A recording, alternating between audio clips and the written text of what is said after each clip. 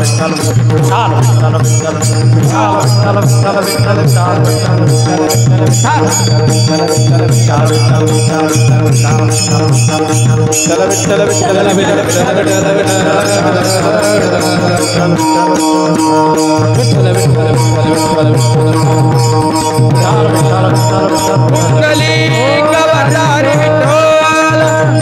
ज्ञानदेव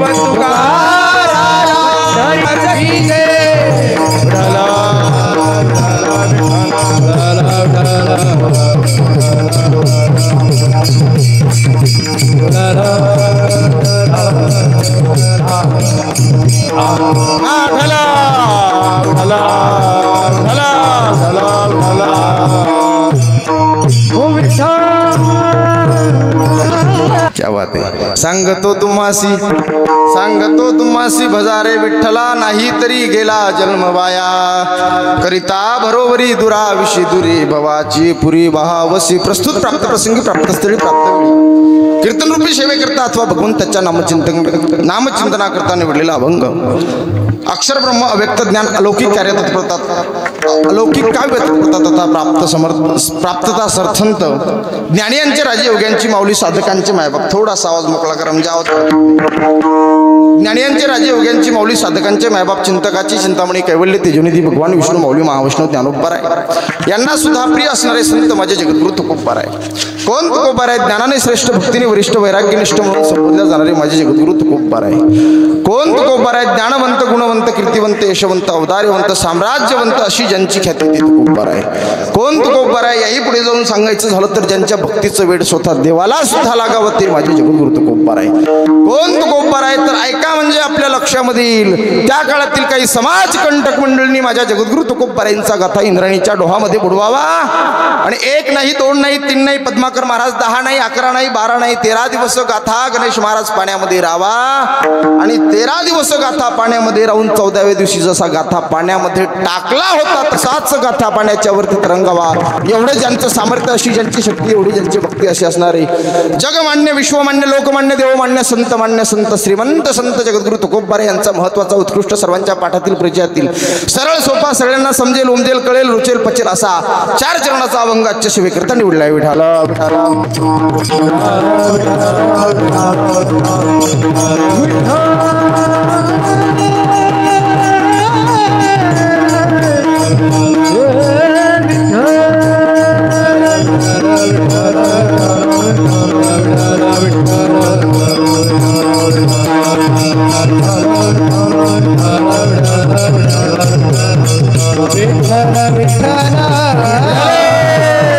प्रस्तुत अभंगात जगद्गुरु तुकोबा म्हणतात. सांगतो तुम्हासी भजारे विठ्ठला, नाही तरी गेला जन्म वाया. करिता बरोबरी दुरा विषी दुरी, भवाची पुरी वावसी. मी तुम्हाला सांगतो देवाला भजा, देवाचं भजन करा, देवाचं चिंतन करा. भज भजती भजने हा संस्कृत मधला धातू आहे. भजा या शब्दाचा अर्थ पुरीचा भजा नव्हे तर भजा म्हणजे संस्कृत मधला धातू आहे.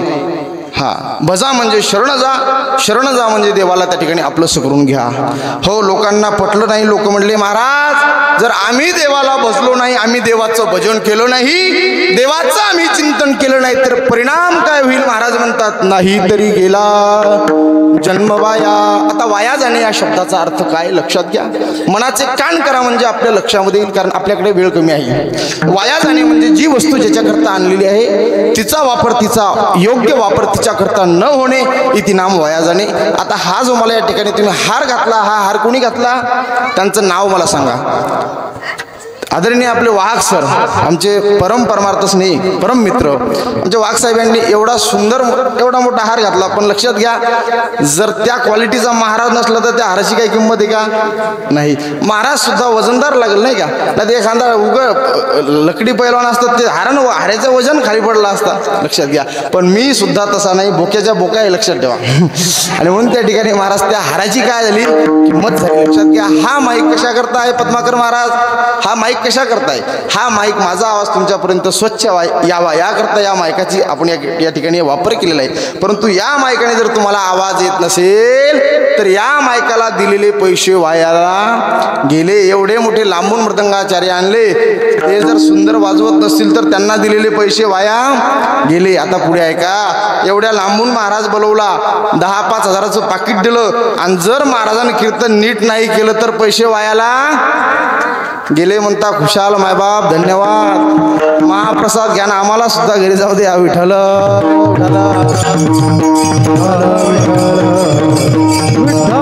बरोबर आहे. जी वस्तू ज्याच्याकरता आणली तिचा वापर त्याच्याकरता होणं ही महत्वाची गोष्ट आहे. लक्षात ठेवा.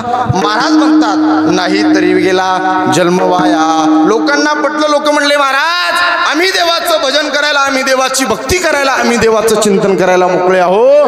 परंतु एक लक्षात ठेवा, आम्हाला आमच्या संसारिक, आमच्या प्रापंचिक इच्छा, आमच्या संसाराची एकदा का भरोभरी झाली, एकदा का आमच्या प्रपंचाची भरोभरी झाली की नक्कीच महाराज आम्ही देवाचं भजन करू. महाराज म्हणतात संसाराची भरोभरी आत्तापर्यंत कोणाच्यानी सुद्धा झाली नाही, इथून पुढे सुद्धा कोणाच्यानी होणार नाही आणि आत्ता सुद्धा कोणाचा संसार पूर्णत्वाला गेला नाही. लक्षात घ्या, संसार या शब्दाचा अर्थ असा आहे श्रू सरती सरणे. थोडं कीर्तन जड जाईल माऊली, लक्षात घ्या. कारण हे बा विनोद कोणी सुद्धा करू शकेल, पांचट गोष्टी कोणी सांगेल, परंतु आपलं आत्मकल्याण कशामध्ये होईल, आपलं आत्मकल्याण कशामध्ये आहे याकरता सत्य असतात. आणि म्हणून आपण त्या ठिकाणी मनाचे कान करून ऐकलं पाहिजे. कारण श्रवण मनन निधी ध्यासन या 3 गोष्टीचं तत्व पदार्थ शोधन केल्यानंतर त्या ठिकाणी माणसाचं आत्मकल्याण होत असतं. लक्षात घ्या. हा माऊली म्हणतात नाही तरी गेला जन्म वाया. हा करिता भरोवरी दुराविशी दुरी भवाची पुरे बावशी. एकदा का आम्ही प्रपंचाची भरोवरी केली की आम्ही देवाचं भजन, देवाचं चिंतन करायला मोकळे झालो. महाराज म्हणतात बाबा या संसाराची भरोवरी आत्ताच्यानी कुणाच्या आत्तापर्यंत कुणाच्यानी सुद्धा झाली नाही. तुमचं आमचं जाऊ द्या. तुम्हाला एक सांगतो, संसार या शब्दामध्ये एवढी ताकद आहे. संसार म्हणजे काय तर लक्षात घ्या. आता हा मंडप आहे, हा माईक आहे, हा महाराज आहे. लक्षात घ्या, तुम्ही एवढे बसलेले श्रोतू वर्ग आहात. पण एक लक्षात ठेवा, हे 100 वर्षांनी, 50 वर्षांनी, 10 वर्षांनी, 20 वर्षांनी सगळेजण मरणार आहेत का नाही. परंतु लक्षात घ्या, हा मंडप इथेच राहणार आहे. हा मंडप म्हणजे हा तुमच्या गावातला असेल म्हणून इथे राहणार नाही, परंतु ही जागा इथेच राहणार आहे. या जागेला नाश नाही, परंतु लक्षात घ्या तुम्हा आम्हाला नाश आहे.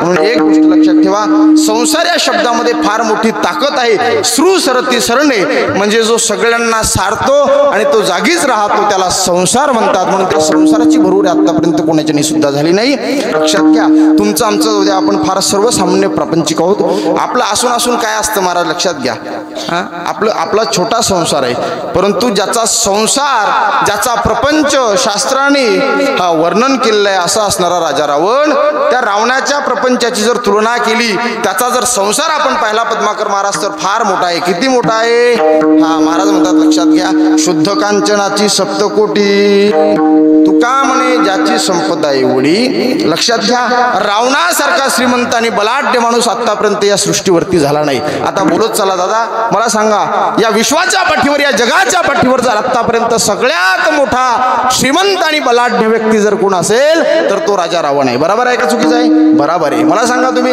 रावणाला बायका किती होत्या? पटपट बोला, वेळ कमी आहे. रावणाला बायका किती होत्या? बरोबर बोला. 80,000. आमच्याच बायकाचा मिळालाय म्हणा महाराज सोयरकी होणार. लक्षात घ्या, 80,000 बायका होत्या. किती? 80,000 बायका होत्या. मुलं किती होते?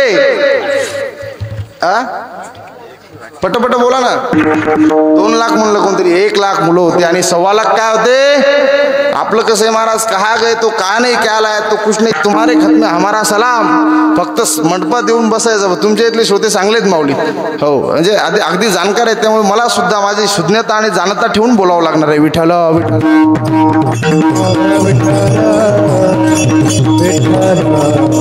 रावणाचे मुलं किती? 1 लाख नातू, 1.25 लाख बायका, 80,000. मला सांगा, रावणाने जर ठरवलं असतं वाघसाहेब आमदार व्हायचं, कामदार व्हायचं, खासदार व्हायचं, मंत्री व्हायचं तर कुणाच्याही पाया पडायची गरज पडली नसती. एवढा बलाढ्य रावण होता. लक्षात घ्या, एवढं त्या ठिकाणी त्याचं बल होतं. ऐका पुढे, रावणाचं बल होतं यात नवल नाही. रावणाकडे दुसऱ्या सुद्धा ताकद होती, युक्ती होती. रावण एवढा विद्वान होता. किती विद्वान होता? रावणाची जर विद्वत्ता आपण पाहिली तर रावणासारखा विद्वान माणूस आतापर्यंत कोणी झाला नाही. लक्षात घ्या, जे आपण शिवतांडव शिवतांडव स्तोत्र ऐकत असतो. जटाकटा संभ्रमम सगळं म्हणत नाही मी आता. ते शिवतांडव स्तोत्र जर कोणी लिहिलं असेल तर ते रावणाने लिहिलं. लक्षात घ्या. एक वेळेचा प्रसंग आहे. रावण किती विद्वान होता तुम्हाला मी सांगतो.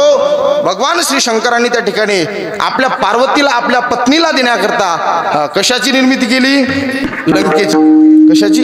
लंकेची निर्मिती केली. लंका बांधली आणि बांधल्यानंतर या जगामधला या सृष्टीमधला सगळ्यात विद्वान आणि मोठा ब्राह्मण जर कोणी असेल तर त्याला त्या ठिकाणी बोलवण्यात यावं असा आदेश दिला आणि त्या ठिकाणी रावणाला बोलवलं. रावण त्या ठिकाणी आला आणि रावण महाराज आल्यानंतर त्यांनी काय केलं? महाराज सुंदर अशी पूजा मांडली. सुंदर असं त्या ठिकाणी त्या वस्तूचं पूजन केलं. लक्षात घ्या. पूजन झाल्यानंतर भगवान भोले शंकर पहिलेच महाराज भोळे शिव भोळा चक्रवर्ती त्याचे पाय माझे चित्ती. बोलता बोलता नाही तर सहज नाही तर मुद्दाम बोलले म्हणत रावण महाराज तुम्हाला काय मागायचं ते मागा. मी तुमच्या पूजेवरती अत्यंत समाधान झालो. कारण रावणाची पूजा कारण विद्वान होता ब्राह्मण सुद्धा होता. लक्षात घ्या. रावणाची पूजा म्हणजे आपल्यासारखी नव्हती महाराज. रावणाची पूजा कशी होती? ओम स्वस्ति न इंद्रो ऋषभाः स्वस्ति न भूखा विश्ववेदा स्वस्ति नस्तारिष्टो अरिष्टनेमि स्वस्ति नो बृहस्पतिर्ददातु यदक्षरं पदं भ्रष्टमात्रायण तुझेद्भवेत् तत्सर्वं क्षमितं देव प्रसिद्ध परमेश्वर. अशा प्रकारे भरपूर मंत्र म्हटले. आता भरपूर मंत्र म्हणायला आपल्याकडे वेळ नाही परंतु वजनदार मंत्र त्या ठिकाणी रावणाने म्हटले. आणि मंत्र झाल्यानंतर त्या ठिकाणी पूजा झाल्यानंतर महादेव प्रसन्न झाले आणि म्हणले रावण महाराज काय मागायचं तर मागा. रावण महाराज म्हणले भोलेनाथ शंकरजी मला काही नको नाही म्हटले काहीतरी मागावं लागतं. म्हणले द्यायचंच ही लंका देऊन टाका. काय द्या? लंका द्या. आणि म्हणून तेव्हापासून रावणाला दिलेली लंका ही भोलेनाथाची. लक्षात घ्या. आणि म्हणून त्या ठिकाणी रावणाकडे संपत्तीचा जर विचार केला तर संपत्ती सुद्धा काही नव्हती. किती संपत्ती होती? महाराज म्हणतात शुद्ध कांचनाची सप्तकोटी. बर कुळामध्ये कोणत्या जन्माला आलेला होता? ब्राह्मण कुळामध्ये राजा रावण जन्माला आलेला होता. एवढं कुळ श्रेष्ठ होतं रावणाचं. रावणाचं कुळ म्हणजे सर्वसामान्य नाही. तुकोबराय म्हणतात जरी झाला भ्रष्ट तरी ती नेलो की श्रेष्ठ. ब्राह्मणाने दारू पिली गांजा पिला काही जरी पिलं लक्षात घ्या तरी ब्राह्मणाचं दर्शन घेतल्यानंतर आपल्याला पुण्य तेवढंच प्राप्त होतं. ही ब्राह्मणाची ताकद आहे. त्या कुळाची ताकद आहे. म्हणून त्या ठिकाणी कुळ सुद्धा रावणाचं श्रेष्ठ होतं. मला एवढं सांगायचं. एवढं श्रेष्ठ कुळ एवढा विद्वान रावण. बरं संपत्तीचा जर विचार केला महाराज तर 7 कोटी घरं शुद्ध कांचनाची सोन्याची होती. आपल्या घरात सोनं नसतं. लक्षात घ्या. आपल्या घरात सोने परंतु रावणाची घरं सोन्याची होती. एवढा श्रीमंत असणारा रावण होता. पण महाराज त्या रावणाचा सुद्धा काहीतरी इच्छा होत्या. लक्षात घ्या. त्याची पहिली अशी इच्छा होती परंतु इच्छा होत्या परंतु कशा होत्या? लक्षात घ्या. माणसाच्या इच्छा असाव्या परंतु त्याच्या संसारिक इच्छा होत्या प्रापंचिक इच्छा होत्या. आणि संसारातल्या इच्छा कधीही पूर्ण होत नाहीत. लक्षात घ्या. कारण संसार हा पूर्णत्वाला जात नाही. मी नेहमी सांगून जात असतो जीवनभर जरी केला तरी अपूर्णच असतो त्याचं नाव संसार आहे. जीवनभर जरी केला तरी अपूर्णच असतो त्याचं नाव संसार आहे. आणि जीवनामध्ये थोडासा जरी काही क्षण जरी केला तरी पूर्णत्वाला नेतो त्याचं नाव परमार्थ आहे. लक्षात घ्या. म्हणून त्या ठिकाणी परमार्थामध्ये काहीतरी वेळ घातला पाहिजे. रावणाच्या संसाराच्या प्रापंचिक इच्छा होत्या. काय इच्छा होत्या? आकाशाला पायऱ्या करेल, खारा समुद्र गोड करेल आणि सुवर्णाला सुगंध आणेल. लक्षात घ्या. एखाद्या माणसाने संसाराच्या इच्छा जर केल्या महाराज एखाद्या माणसाने फार मोठा बंगला बांधला 50 लाखाचा बंगला बांधला आणि दुसऱ्या मजल्यावर जर गेलो आपण तर लक्षात घ्या महाराज गज उभे असतात. तिसरा मजला बांधला तिसऱ्या मजल्यावर पद्माकर महाराज चाल काढली असते. काय असते? चाल. आतापर्यंत त्या चालीचं नाव असे ती चाल म्हणजे थांब विषय. ती थांबली नाही. चाल ही थांबणारी वस्तू नाही त्याच्यामुळे तिचं नाव आहे चाल आहे. लक्षात घ्या. ती चाल कोणाच्याने सुद्धा थांबली नाही. तसं बंगला हा संसारातला आहे त्यामुळे तो कधी थांबणार नाही. आता लक्षात घ्या. थोडं बारीक चिंतन आहे म्हणजे आपल्या लक्षात येईल. एखाद्या माणसाने कोटीचा बंगला बांधावा आणि आमच्या माऊलीसारख्या माणसाने 50,000चं 1 लाखाचं मंदिर बांधावं. लक्षात घ्या. बंगल्याची पूर्णता केव्हा होते दादा? अजिबात होणार नाही. परंतु या मंदिराची पूर्णता झाली का नाही? कशाने झाली? मंदिराच्या कामा कळसू. एखाद्या मंदिरावर जेव्हा आपण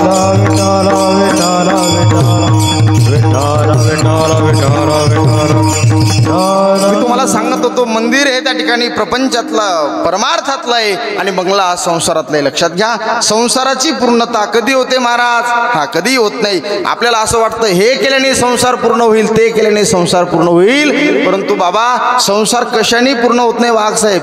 फक्त पूर्णत्वाला जातो त्याचं नाव परमार्थ आहे. म्हणून लोकांना त्या ठिकाणी सांगायचा अर्थ असाच आहे की करिता बरोबरी दुराविषयी दुरी भवाची पुरी वावशी. रावण मेला परंतु त्या ठिकाणी रावण रावणाची एकही इच्छा पूर्ण झाली नाही, कारण रावणाच्या इच्छा या संसारातल्या प्रपंचातल्या होत्या. लक्षात घ्या महाराज, तुमचं आमचं जाऊ द्या, आपण फार छोटे प्रपंचिक आहोत. एका बाईला सहज मी म्हटलं, आषाढी वारीचे दिवस होते, लक्षात घ्या, आणि एका मावशीला म्हटलं, मावशी हा पंढरपूरच्या वारीला चला.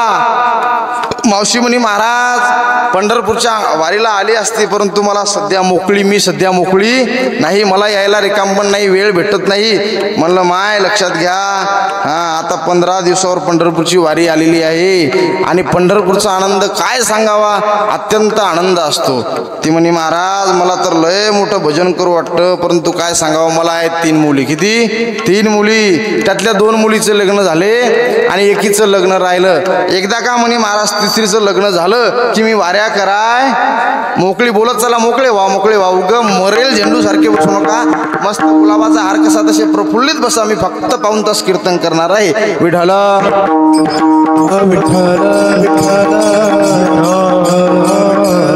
त्या महिलेला म्हटलं, माऊली चला ना. ती म्हणे, महाराज एकदा का तिसऱ्या मुलीचं लग्न झालं की मी तुमच्या संग वाऱ्या कराय मोकळी. म्हणलं माय, तिसरीचं लग्न झालं की पहिली ऑपरेशनला हजर. पहिली ऑपरेशन जाते ना जाते की दुसरी त्या ठिकाणी कशाला, लक्षात घ्या, दुसरी घरी हजर, बाळातीन हजर. दुसरी बाळात पण जाते ना जाते की तिसरी फाडकती घेऊन घरी मोकळी. तू कधी मोकळी होणार? म्हणलं माय, अजिबात नाही, संसारातून आपण कधीही मोकळी होणार नाही. म्हणून महाराज म्हणतात, करिता बरोबरी, जेवढी बरोबरी करायला जाणार तेवढी आपली देवापासून त्या ठिकाणी ताटातुटी होणार, देवापासून अंतर जाणार. लोकांना हे सुद्धा पटलं. म्हणे महाराज, हो आम्ही देवाचं भजन करायला तयार आहो, देवाचं चिंतन करायला तयार आहो, परंतु महाराज आम्हाला देवाचं भजन करण्याकरता काय करावं लागेल, काय सामुग्री लागेल? तेव्हा महाराज म्हणतात, काही न लगे एक भावची कारण, फक्त भाव कारण आहे. कांद्याचा, बटाट्याचा, सोयाबीनचा, हरभऱ्याचा, मुंगाचा, उडदाचा, तुरीचा, असंच का? भाव म्हणजे काय? बोलत चला. भाव म्हणजे उडदाचा, मुंगाचा सांगितला नाही. भाव म्हणजे कशाचा? तर महाराज म्हणतात, देवा कारणे भाव तस्मात न लगे द्यावे फारसे वित्त, किंवा भाव बळे आकळे एरवी ना कळे, आणि कर कर्यावळे तैसारी. असंच का? कर तळे भाव बळे आकळे एरवी ना कळे. का तुम्हाला काहीच न कळे? काही कळे ना? कळते मी बोललेलं? हो, लक्षात घ्या. नाही तर महाराज प्रत्येक गावामध्ये म्हणण्यापेक्षा प्रत्येक 12 कोसावर भाषा आणि पाणी बदललेली असते. मागच्या 10 दिवसात मी तिकडं हातगावच्या पलीकडे गेलो, आणि गेल्यानंतर आता आमचं सगळं फॅशनेबल कार्यक्रम झालेला आहे, कारण तुम्ही सुद्धा फॅशनेबल झाले ना, आम्ही सुद्धा झालो. हे असे आम्ही लुगड्यासारखे धोतर नेसा लागलो. लक्षात घ्या, हे असं धोतर पाहिल्यानंतर मी गेलो, मस्त धोतरच होतं माझ्या अंगावर, शर्ट होतं, 1-2 विद्यार्थी सोबत होते. गेल्या ते माणूस म्हणे, केव्हा आल्या महाराज, केव्हा आल्या? मी म्हणलं, बाबा आता हे धोतर आहे, पण याला लुगड्यासारखं दिसायला लागलं. म्हणलं आत्ताच आल्या.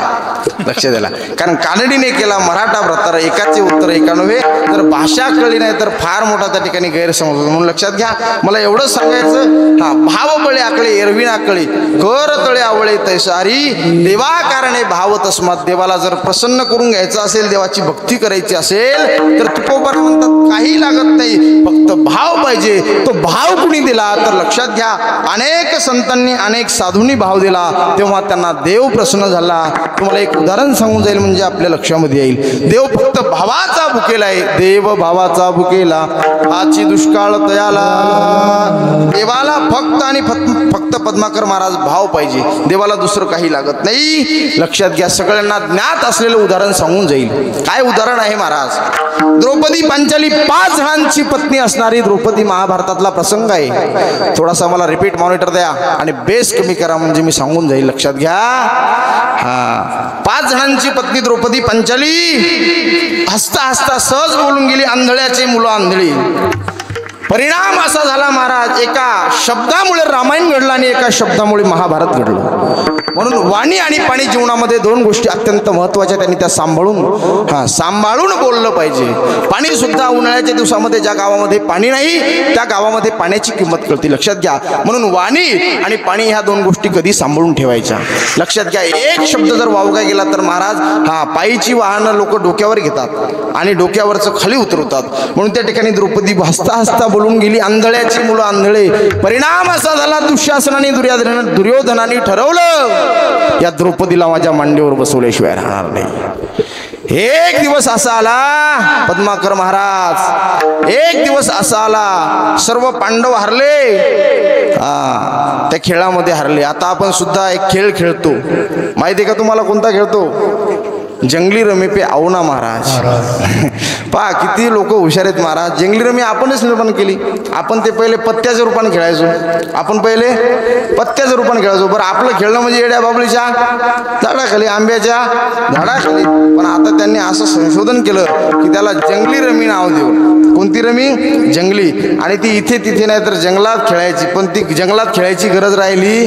पहिले आपलं कसं होतं, बिस्किटच्या पुढावर चालायचं, बरोबर आहे का? आम्ही खेळायचो ना, करण लागे ना का तुम्हाला? आम्ही म्हणजे कोणीतरी खेळत होतं आपल्यात, बरोबर का?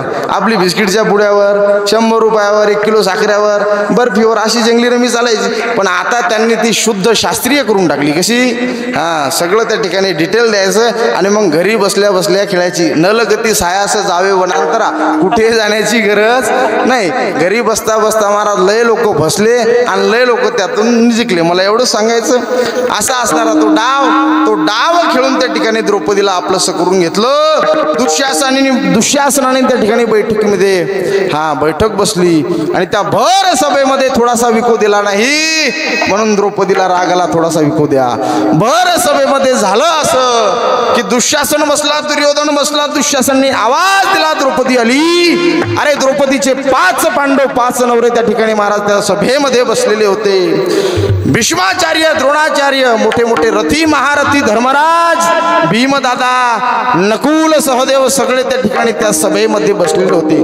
मला एवढं सांगायचं, भाव या शब्दाचा अर्थ, त्या सभेमध्ये द्रौपदी पंचाली गेली आणि गेल्यानंतर झालं असं द्रौपदीला वाटत होतं। काय वाटत होतं? तर मी 5 पांडवांची पत्नी आहे, माझे बलाढ्य त्या ठिकाणी पती आहेत, त्यामुळे माझ्या अंगाला स्पर्श सुद्धा कोणी करू शकणार नाही।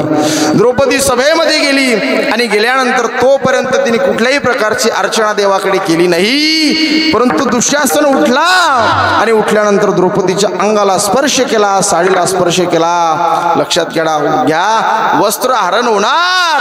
आता द्रौपदीला पंचालीला कळलं, अरे माझं त्या ठिकाणी वस्त्र हरण होत आहे। तेव्हा द्रौपदीने काय केलं महाराज? तर भीष्माचार्यांकडे पाहिलं, त्यांनी सुद्धा मान खाली घातली। द्रोणाचार्यांकडे पाहिलं, त्यांनी सुद्धा मान खाली घातली। धर्मराजाकडे पाहिलं, त्यांनी सुद्धा मान खाली घातली। याचं कारण काय होतं बाबा? तर दृष्टाचं मीठ खाल्लं होतं, अन्न खाल्लं होतं, म्हणून त्यांना माना खाली घालावं लागला। म्हणून खाताना सुद्धा चांगलं खात जा, दुष्टाचं खात जाऊ नका। लक्षात घ्या, सगळ्यांनी माना खाली घातल्या आणि द्रौपदीला कळालं, काय कळालं? अरे आता देवाशिवाय मला कोणी सोडू शकत नाही। तुका म्हणे तुझं सोडविना कोणी, एका चक्रपाणी वाचून। या शेवटच्या क्षणाला जर आपल्याला सोडवणारा कोण असेल तर तो फक्त पांडुरंग परमात्मा देव आहे।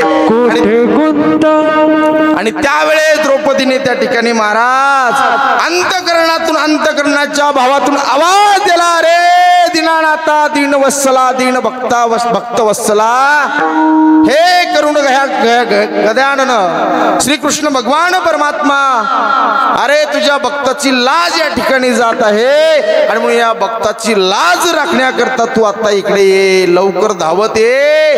केव्हा त्या ठिकाणी महाराज देव आले? लक्षात घ्या, जेव्हा अंतकरणातली हाक देवापर्यंत पोहोचली तेव्हा लगेच देव आले महाराज। कोठे गुंतला द्वारकेच्या राया, जय हो। कोठे गुंतला द्वारकेच्या राया, वेळ काचकया लावियेला, हो वेळ काचकया लावियेला। कोठे गुंतलासी द्वारकेच्या राया, कोठे गुंतलासी द्वारकेच्या राया, वेळ काचकया लावियेला, वेळ काचकया लावियेला, वेळ काचकया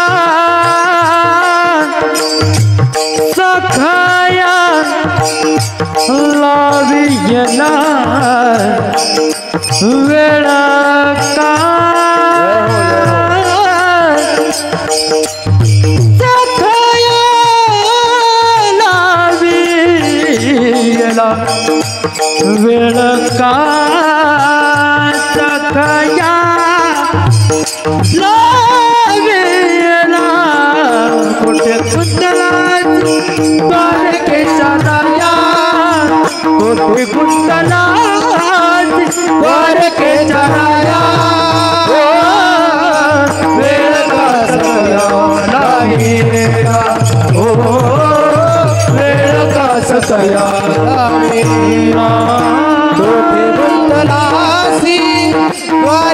चराया कुठे गुंतलासी द्वारके चराया राया वेळ का सकळाला विना हो वेळ का सकळाला विना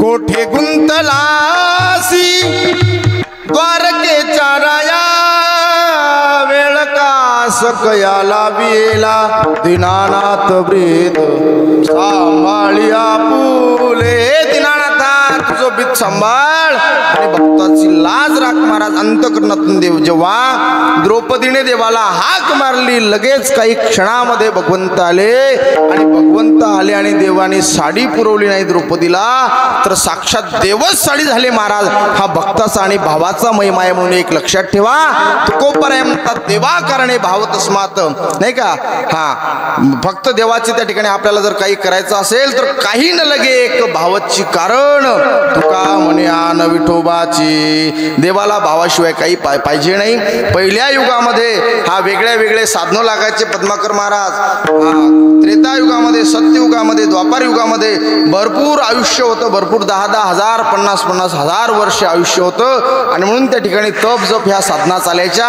परंतु कलियुगामध्ये हे आयुष्य नाही कारण आयुष्य कमी झालं आणि कमी आयुष्य झाल्यामुळे त्या ठिकाणी महाराज सोपा मार्ग करून दिला कलियुगा माझी करावे कीर्तन जिने नारायण देईल बेटी लक्षात घ्या म्हणून तुकोपराय म्हणतात न लगे दंड न मुंड न लगे पंचाग्नी साधन कोणत्याही साधनांची गरज नाही तर फक्त आणि फक्त काय पाहिजे तर भाव पाहिजे मी माझ्या पंढरीश पांडुरंग परमात्म्याची आण घेऊन सांगतो देवाला जर प्रसन्न करून घ्यायचं असेल तर काही लागत नाही फक्त भाव पाहिजे भाव हा आणि जर तो भाव आपण देवाला दिला तर देव आपला झाल्याशिवाय राहणार नाही हा झाला अभंगाचा सरळ सरळ भावार्थ विठ्ठल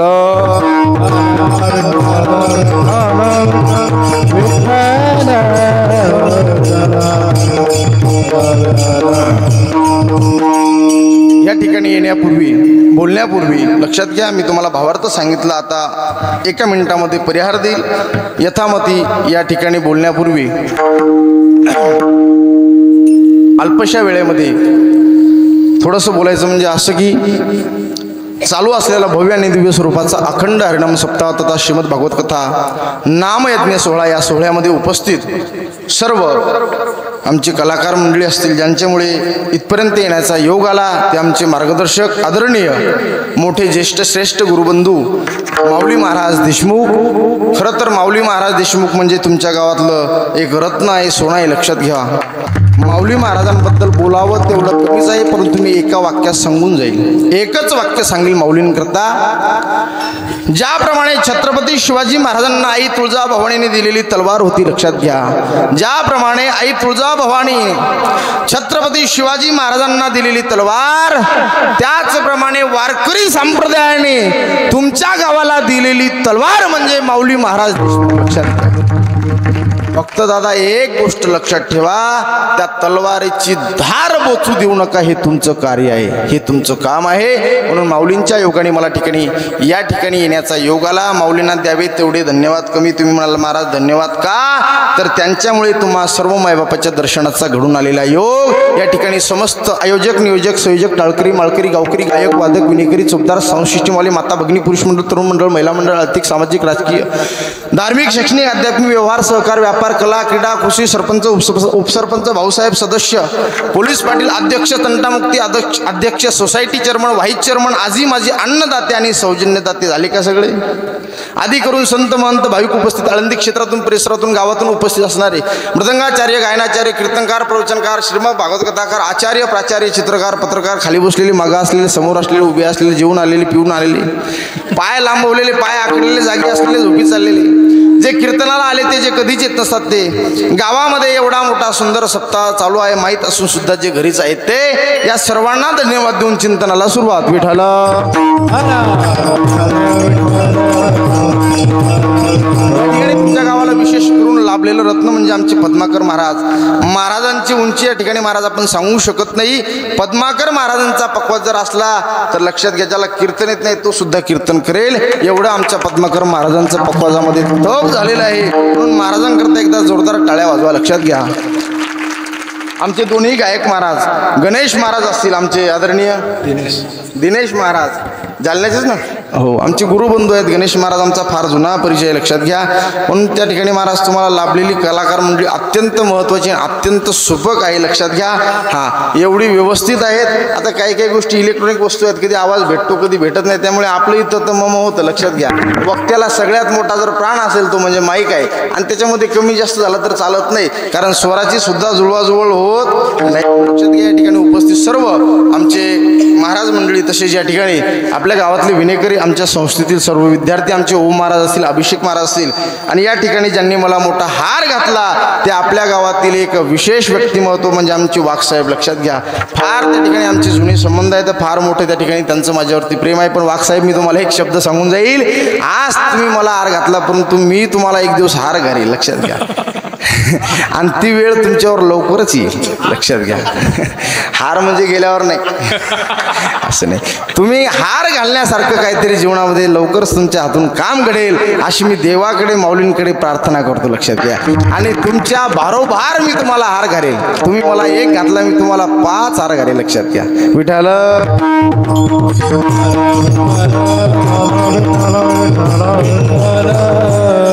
चोपदार, तुम्ही गुळ ठेवला पण उशिरा ठेवला.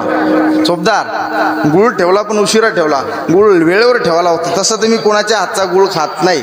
त्याचं कारण तुम्हाला एका मिनिटात सांगून जाईल.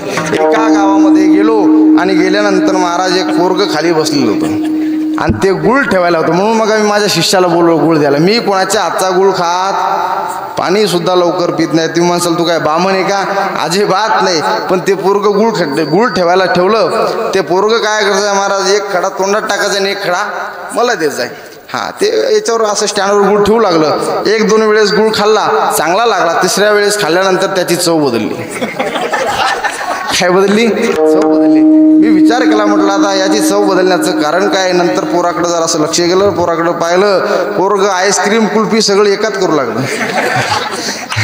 एक बोट असं करत आहे आणि दुसरं बोट असं करत आहे, आणि 3ऱ्या बोटानं महाराजाला गुळ द्यायचा आहे. लक्षात घ्या. म्हणून तेव्हापासून मी गुळ खात नाही. पण आपल्या गावातले सोबदार चांगले असल्यामुळे त्यांचा मान राखतो आणि एकदा गुळ खातो. विठ्ठल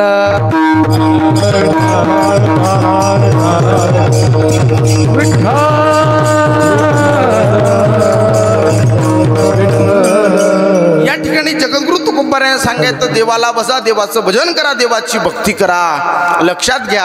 आता आपण मुद्द्यावर सांगतो या शब्दाने या ठिकाणी या अभंगाची सुरुवात होते. आता सांगणारे या जगाच्या पाठीवर अनेक वर्ग आहेत. या विश्वामध्ये, या जगामध्ये सांगणाऱ्याचा वर्ग इतका झाला की ऐकणारे लोक कमी पडतील. वाघ महाराज एवढे सांगणारे झाले. पण लक्षात घ्या, सांगणाऱ्याच्या ठिकाणी काही गुण महत्वाचे आहेत. कोणते कोणते? सांगणारा अधिकारी असला पाहिजे, सांगणाऱ्याच्या ठिकाणी अनुभव असला पाहिजे, आणि सांगणारा त्या ठिकाणी आपल्या हिताचं सांगत असेल तर त्या ठिकाणी त्याचा अधिकार आहे. लक्षात घ्या. अधिकार या शब्दाचा अर्थ काय? आधी आपण करावं, नंतर दुसऱ्याला सांगावं. या शब्दाचा अर्थ अधिकार आहे. त्याला आपण सोप्या भाषेत अधिकार म्हणू. लक्षात घ्या. तुकोबारा या ठिकाणी तुम्हा आम्हाला सांगतात अधिकारी आहे. नाही तर अधिकार जर नसला महाराज तर त्या ठिकाणी उपदेश केलेला लागू होत नाही. एक पोरग तंबाखू चोळत होतं. काय चोळत होतं? तंबाखू चोळत होतं. चोळता चोळता मी त्याला पाहिलं, अरे बाळा, तंबाखू चोळणं, तंबाखू खाणं काय आहे? वाईट आहे, तंबाखू खाऊ नये. ते म्हणे महाराज, हां, तिकून त्याचे गुरुजी आले. ते म्हणलं, बाळा तुझे गुरुजी तिकून आले. ते म्हणे महाराज, गुरुजीला काय बाप्पाला सुद्धा घाबरत नाही. म्हणलं नको भाऊ, आमचं काय झालं. तितक्यात दुसऱ्या गल्लीन त्याचा बाप आला, आणि बाप आल्यानंतर त्याने अशी चोळलेली तंबाखू अशी घेतली मागितली.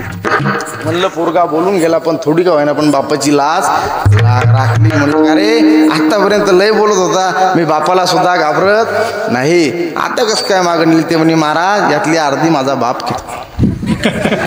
लक्षाला का तुमच्या? यातली अर्धी माझा बाप घेतो, त्याच्यामुळे मी ही तंबाखू मागे नेली. मला एवढंच सांगायचं, जर बापच लेकराची तंबाखू खात असेल तर लेकरू तंबाखू सोडणार आहे का? नाही. म्हणून लेकरांना जर तंबाखू तंबाखू सोडावे असं वाटत असेल तर आधी बापाने आपल्या जीवनातून तंबाखू नावाचा पदार्थ काढला पाहिजे. एक बाप बैठकीमध्ये बसला आणि बसल्या बसल्या आपल्या मुलाला उपदेश करू लागला. त्यांनी काय केलं, एक बिडी घेतली आणि त्या मुलाकडे दिली आणि त्याला म्हटलं, ए बाळ्या, म्हणे बोला बाबा, म्हणे ही बिडी पेटून आण, ही बिडी पेटून आण. बाळ्याने बिडी हातामध्ये घेतली आणि बाळ्या मागच्या रूममध्ये गेला. कुठे, किचन रूममध्ये. चुलीवरती बाळ्याने बिडी टेकवली. विस्त्यावरती बिडी टेकवल्यानंतर बाळ्या बैठकीपर्यंत आला, ओसरीपर्यंत आला. तोपर्यंत बिडीचा स्वभाव आहे माऊली महाराज, बिडी ही शेतलेली राहत नाही, बिडी विजून गेली. बापाला राग आला. बाप म्हणला, मूर्खा नालाय का, अरे जीवनामध्ये साधी बिडी पिटू शकत नाही, काय पुरुषार्थ करणार आहे, काय करशील म्हणे जीवनामध्ये. पोरगं मोठं हुशार होतं महाराज. ते म्हणे, बाबा ठीक आहे, बिडीच पेटवायची ना, एका मिनिटात बिडी पेटवतो. पोरान परत बिडी हातामध्ये घेतली आणि हातामध्ये घेतलेली बिडी चुलीपर्यंत नेली, चुलीवर टेकवली आणि टेकवल्यानंतर वळायला सुरुवात केली. कारण बिडी एक अशी इमानदार जात आहे, ओढल्याशिवाय अजिबात चेतत नाही. ओढत ओढत ओढत ओढत बापापर्यंत आणली. अर्धीच्या वरी बिडी खल्लास आली. बिडी आवडणारे कोणी आहे का, आहे का, असेल तर मला पण एक द्या. गेला का, बरं झालं. तुमच्या इथला नाही बरं, आमच्या इथला. लक्षात घ्या, बिडी अत्यंत इमानदार जात आहे. बिडी ओढता ओढता त्यांनी महाराज भरपूर बिडी कमी झाली. बापाला राग आला. बाप म्हणला, मूर्खान आलाय का जीवनामध्ये, अरे या बिडीने फार मोठा रोग होत असतो, छातीचा खोकला होतो, खोकल्याची छाती होते, टीबी होतो, क्षयरोग होतो, अनंत प्रकारचे आजार होतात आणि जीवनामध्ये बिडी ओढू नये म्हणे. पण बाप कसा सांगत होता, तर बिडी हातामध्ये घेतली आणि बिडी असा ओढत होता. अरे मूर्खान आलाय का, तुला लाज वाटायला पाहिजे म्हणे जीवनामध्ये, अरे इतक्या कमी वयामध्ये बिडी ओढतो. ते पोरग म्हणे, बाबा आता अजिबात बोलू नका म्हणे, तुमची बिडी मागच्या दोऱ्याला चिकटेपर्यंत तुम्ही बिडी सोडत नाही आणि मला उपदेश करता लागू होईल का नाही. मग त्या जर बापाला असं वाटत असेल की आपल्या मुलाने बिडी हा पदार्थ जीवनातून काढून टाकावा, तर त्या बापाने आपल्या जीवनातून पहिले बिडी काढली पाहिजे. काय काढली पाहिजे, बिडी सोडली पाहिजे आणि सिगारेट चालू केलं पाहिजे. असंच का, बिडी सोडायची आणि सिगारेट चालू. हे बा, बिडी सुद्धा नाही, सिगारेट सुद्धा ओढायचं नाही. तेव्हा त्या लेकराला, त्या बालकाला उपदेश होईल. कारण हे बा, उपदेश करण्याकरता अधिकार लागतो, परंतु वयाची तुलना नाही. सुभाषित आहे काय, सुभाषितकार सांगतात, वयाच्या प्रबोधी विचार ज्या नाही, समान तो देही बालकाच्या. माऊली महाराज जर म्हणत असतील, हे बा हे कीर्तनकार गाणा, ते कीर्तनकार आणा, या गायकाला बोलवा, त्या गायकाला बोलवा, या महाराजाला एवढे पैसे द्या, तर तुम्ही नक्कीच माऊलीचं ऐकलं पाहिजे. त्याचं कारण आहे, माऊलींना तुमच्यापेक्षा जास्त अनुभव आहे. तुमच्यापेक्षा काय जास्त अनुभव आहे. माऊलींनी 10-5 वर्ष आळंदीत घातले, अख्खा महाराष्ट्र पायाखाली तुडवला, भरपूर मोठं तप झालं. त्यामुळे आपण त्यांचं ऐकलं पाहिजे. उगा एखाद्या माणसाला म्हणायचं, माऊली तुम्हाला काय करतं, आम्ही लई दिवसाचे सप्ते करतो. अरे बाबा, तू सप्तेच करतो, आमचे तुझे भक्त सप्ते करू करू केस पांढरे झाले, पण माऊलीनं असे कितीतरी सप्ते वाजवले आणि कितीतरी सप्ते गाजवले. लक्षात घ्या. म्हणून वयाच्या प्रबोधे, आपल्या वयाने, आपल्या वयापेक्षा एखादा व्यक्ती लहान असेल, परंतु तो जर आपल्या हिताचं सांगत असेल तर आपण ऐकलं पाहिजे, त्याला त्याचा अनुभव असला पाहिजे. आणि तिसरी गोष्ट म्हणजे ते जे सांगतो त्याचं त्या ठिकाणी काय केलं पाहिजे, त्यांनी अनुकरण केलं पाहिजे. आता या ठिकाणी सांगणारे संत आहेत महाराज, लक्षात घ्या.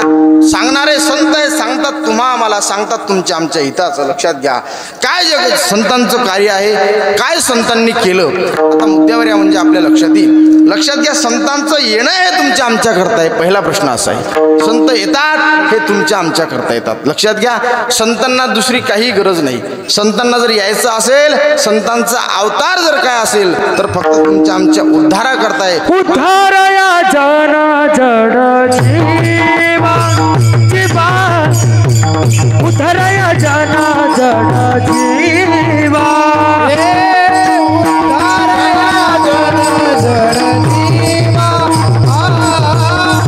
उद्धारया जन जड जीवा. अवतार तुम्हा धराया कारण, अवतार तुम्हा धराया कारण, अवतार तुम्हा धराया कारण, अवतार तुम्हा धराया कारण.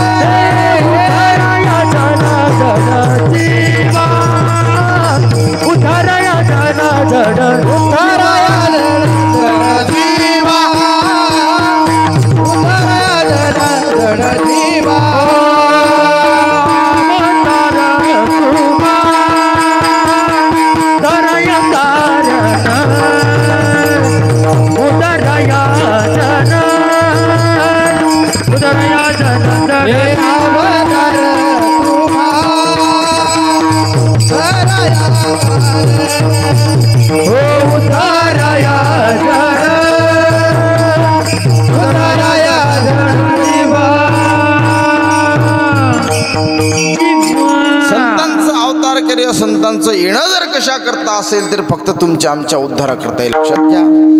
महाराज म्हणतात आम्ही वैकुंठवासी, आम्ही वैकुंठवासी, आलो याच कारणासी, आलो याच कारणासी, बोलिले जे ऋषी, बोलिले जे ऋषी, साच भावे वर्ताया, जाडू संतांचे मार्ग, जाडू संतांची मार्ग. सर्व संतांनी त्या ठिकाणी बैठक घेतली. बैठकीमध्ये आढावा घेतला, विचार केला, रे हा समाज भरकटत चाललेला आहे आणि या दिशाहीन समाजाला कुठेतरी मार्गक्रमणाकडे ओढलं पाहिजे, कुठेतरी यांना मार्ग दावला पाहिजे, दाखवला पाहिजे. म्हणून संतांनी बैठक घेतली. गणेश महाराज संतांनी बैठक घेतल्यानंतर झालं असं, सर्वही संत बैसले आणि सकळ सिद्धांत मांडली. लक्षात घ्या, संतांनी बैठकीमध्ये विचार केला, या जीवाचं कल्याण झालं पाहिजे, या जीवाचा उद्धार झाला पाहिजे. म्हणून संतांचं अवतार कार्य. आता लक्षात घ्या, संतांचं अवतार कार्य फक्त तुमच्या आमच्या करताय. मी एक उदाहरण सांगेल म्हणजे आपल्या लक्षात येईल. सगळ्यांना माहीत असलेलं क्षेत्र म्हणजे श्री क्षेत्र आळंदी. लक्षात घ्या,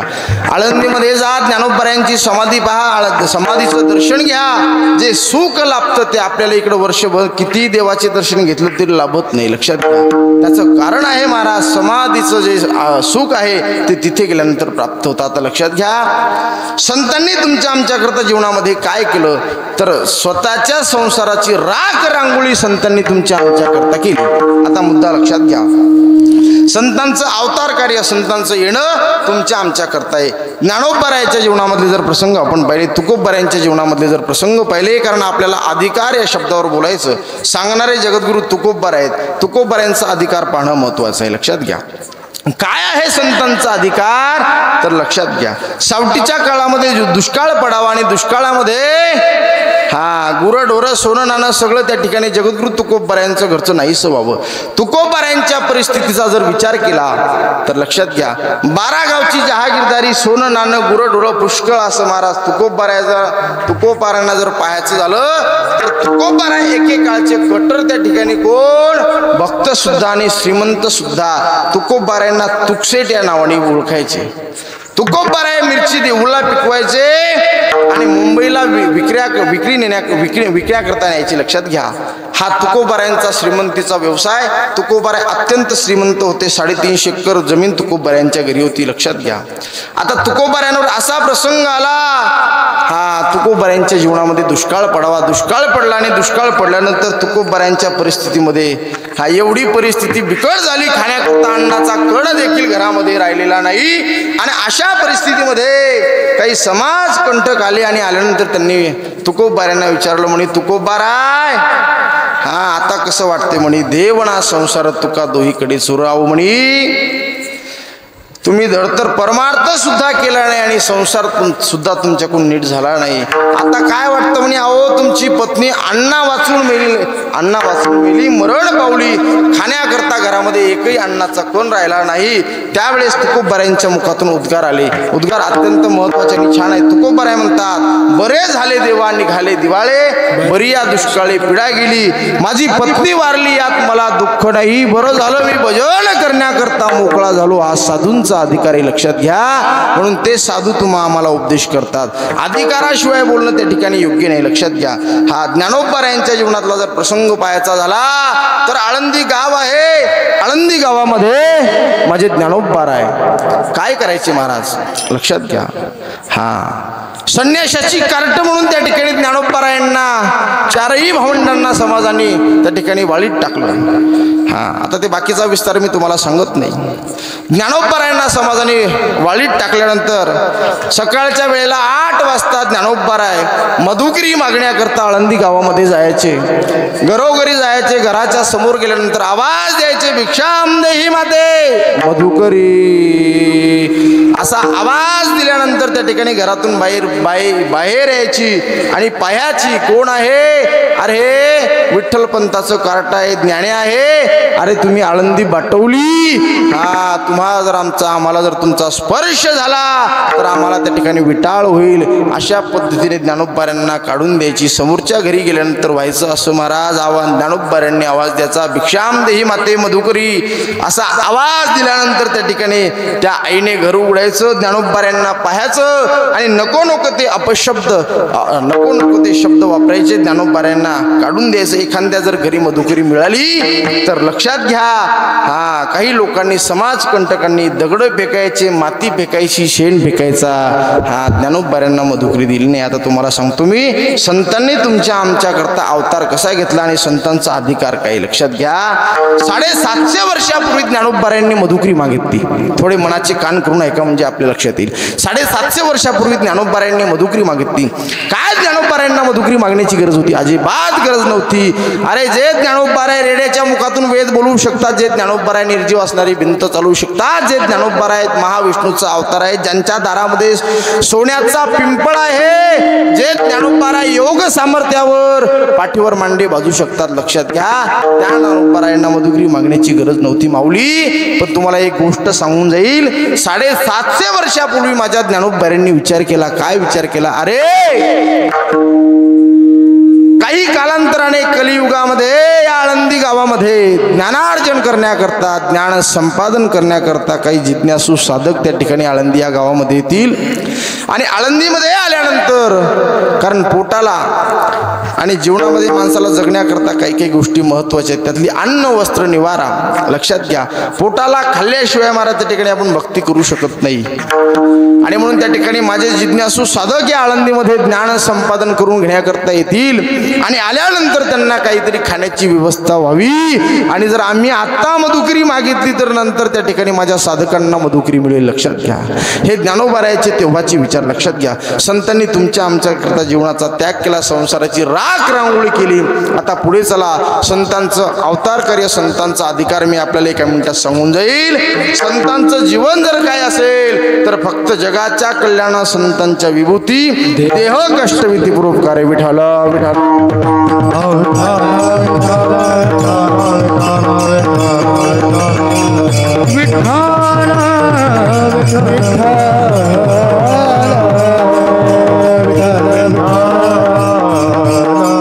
संतांचं येणं तुमच्या आमच्या करता आहे. संतांचा त्या ठिकाणी जर कार्य काय असेल तर फक्त आपला उद्धार व्हावा ही संतांची इच्छा आहे. लक्षात घ्या, एक दृष्टांत सांगतो म्हणजे आपल्या लक्षामध्ये येईल. संतांचा साधूचा अधिकार किती असतो लक्षात घ्या. आपल्याला सगळ्यांना माहीत असलेलं उदाहरण सांगतो.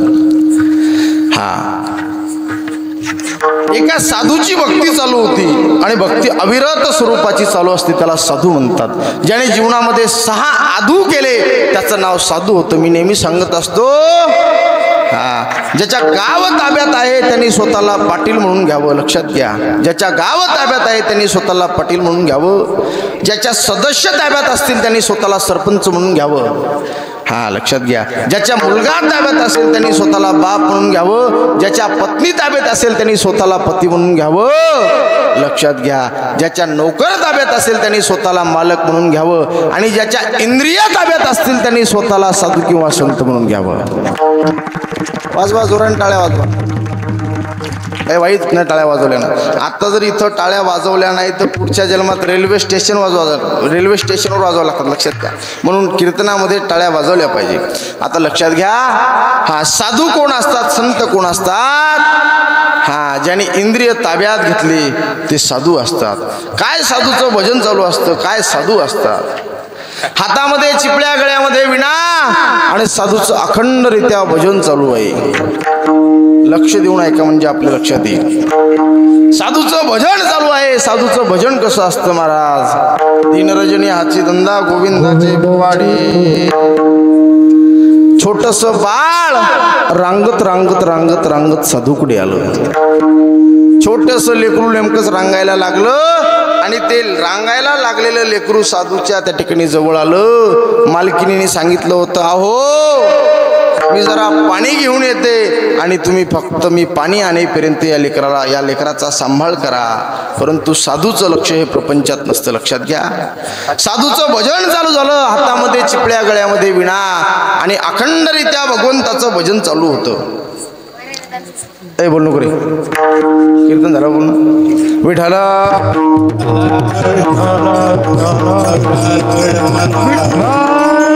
साधूचं भजन चालू होतं. रांगत रांगत रांगत रांगत लेकरू आलं. आणि कधीच पद्माकर महाराज कधी नव्ह त्या ठिकाणी साधूच्या पायाखाली तुडवल्या गेलं, साधूला पत्ता सुद्धा लागला नाही. छोटस बाळ हा खेळता खेळता खेळता खेळता साधूच्या पायाखाली गेलं. ते साधू कोण आहेत दादा तुम्ही सांगू शकता? गोरोबा काका. वा वा, छान सुंदर. गोरोबा काकाच्या पायाखाली बाळ गेलं. नुसतं गेलं नाही महाराज, तुडवल्या गेलं. आणि तुडवल्यानंतर नुसतं तुडवलं नाही गणेश महाराज, तर ते लेकरू आणि माती आणि चिखल एक झाला. कसा झाला महाराज? पायाला त्या ठिकाणी रक्त लागलं, मातीला सुद्धा रक्त लागलं. माती रक्त बंबाळ झाली, परंतु साधूचं भजन चालू. काय भजन होतं साधूचं? तुडविले बाळ नवलाची गोष्ट ऐक सखे बाई, नवलाची गोष्ट ऐक सखे बाई, कुंभारान बाळ तुडविले बाई,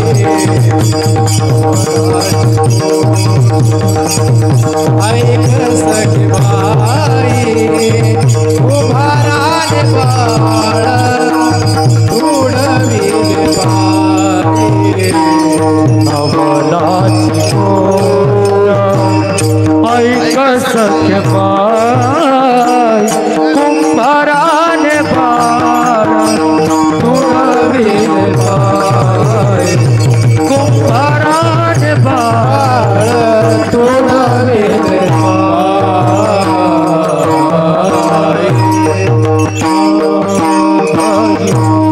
कधीच त्या ठिकाणी साधूच्या पायाखाली आपलं स्वतःचं बाळ आलं आणि पायाखाली तुडवल्या गेलं. लक्षात घ्या, माती रक्तबंबाळ झाली, चिखल रक्तबंबाळ झाला, पायाला त्या ठिकाणी रक्त लागलं, अंगावरती रक्ताचे शिंतोडे उडाले, तरी साधूचं भजन चालू. मालकीनबाई पाणी घेऊन आल्या आणि पाणी आल्यानंतर घरामध्ये गेल्या. घरामध्ये गेल्यानंतर पाहिलं लेकरू दिसत नाही, कुठेतरी बाहेर गेलं असं. आणि पाहण्याकरता घराच्या बाहेर आल्या. बाहेर आल्यानंतर इकडे तिकडे शोध घेतला, परंतु पत्ता लागला नाही, लेकरू दिसत नाही. अर्धा तास झाला, परंतु लेकरू दिसत नाही. आणि सहज दृष्टी गेली आपल्या मालकाकडे. मालकाच्या हातामध्ये चिपळ्या गळ्यामध्ये विणा, भजन चालू होतं साधूचं. मालकाचं भजन चालू होतं. हा, मालकाकडे लक्ष गेलं आणि पाहिलं, अहो मालक काय केलं तुम्ही? अहो माझ्या पोटचा गोळा, मी ज्याला 9 महिने 9 दिवस या पोटामध्ये धारण केलं, ज्याला पोटामध्ये ठेवलं, त्या गोळ्याला त्या तुम्ही गोळ्याप्रमाणे तुडवून टाकलं. लक्षात घ्या. हा, मालकीनबाई आवाज देतात, मालक काय केलं तुम्ही? अहो एक लक्षात ठेवा, या जगामध्ये जर सगळ्यात मोठं जर कोणतं दैवत असेल तर ती म्हणजे माझी माय आहे. माय, लक्षात घ्या, सगळ्यात मोठं दैवत माय आहे. आईची उपमा कोणालाच देता येत नाही. तुकोबराय म्हणतात, लेकुराचे हित जाणे माऊलीचे चित्त, ऐशी कनवळ्याची जाती करेला भावी, धार फिरे आकाशी चित्त तिचे पिलापाशी. लक्षात घ्या, आई ही आईच असते. आईची उपमा कोणाला देता येत? सबसे बड़ी है माँ, सबसे बड़ी है माँ, सबसे बड़ी है माँ, सबसे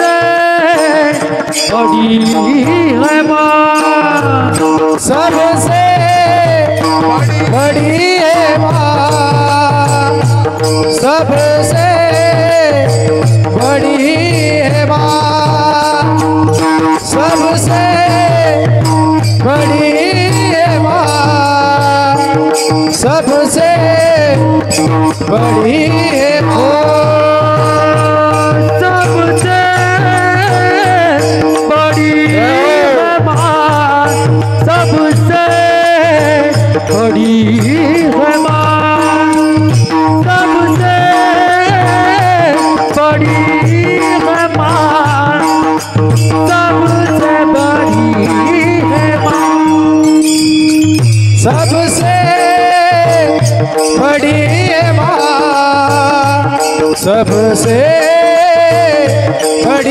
है माँ सबसे बड़ी है माँ सबसे बड़ी है माँ से बढ़कर कोई नहीं रे माँ से बढ़कर कोई नहीं रे सबसे बड़ी है माँ सबसे बड़ी है सबसे बड़ी है माँ सबसे बड़ी सबसे बड़ी है माँ सबसे बड़ी है माँ सबसे बड़ी है माँ सबसे बड़ी है माँ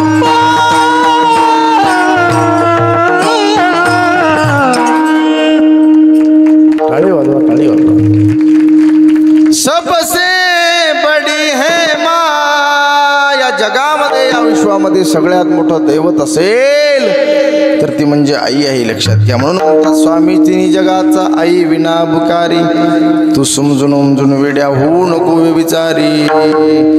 बुंदी लाडूच्या पंक्ती बसवशील नको घालू माया, काया चिजवून तुझ्या शिरावर धरली सुखाची तयारी वेडा मिळणार नाही माया, मिळणार नाही माया.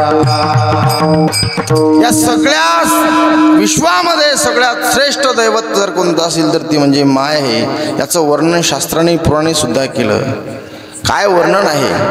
सकळ तीर्थाची धुरे जी एका माता पितरे तयासीच शरीरे लोण किजे किंवा माय बापे केवळ काशी कुंडलिके काय केले लक्षात घ्या. सगळ्यात मोठं जर दैवत असेल तर ती म्हणजे माय आहे. म्हणून त्या आईची आणि वडिलाची आपण जीवनामध्ये सेवा केली पाहिजे. मला एवढंच सांगायचं. मायेचं अंतकरण जर पाहिलं तर फक्त त्याकरता आई व्हावं लागतं, हे लक्षात ठेवा. ज्या वेळेस आपण आई होऊ त्याच वेळेस आपल्याला आईची त्या ठिकाणी काय त्या ठिकाणी आईचं अंतकरण आहे तेव्हा कळेल. एखादी आई एखादी माता प्रसूतीचा काळ जवळ यावा आणि महाराज बाळ आडवं जावं पोटामध्ये आणि डॉक्टरांनी प्रश्न करावा, ताई तुम्हाला त्या ठिकाणी एकतर लेकरूच मिळेल नाहीतर तुमचा जीव वाचेल. ती आई एकच उत्तर देईल, लक्षात घ्या माता माऊल्या हो. ती आई सांगेल, डॉक्टर माझा प्राण गेला तरी चालेल परंतु माझ्या या लेकराचा प्राण नाही गेला पाहिजे. त्याला माय म्हणतात, लक्षात घ्या, त्याला माय म्हणतात. स्वामी तिन्ही जगाचा आई विना भिकारी. लक्षात घ्या, जगामध्ये सगळं भेटेल परंतु माय आणि बाप भेटणार नाहीत. म्हणून त्यांची सेवा करणं आपलं काम आहे. मला एवढंच सांगायचं, त्या आईने पाहिलं आपलं लेकरू त्या ठिकाणी चिखलामध्ये तुडवल्या गेलं, जवळ गेली आणि स्पर्श केला गोरोबा काकांच्या अंगाला.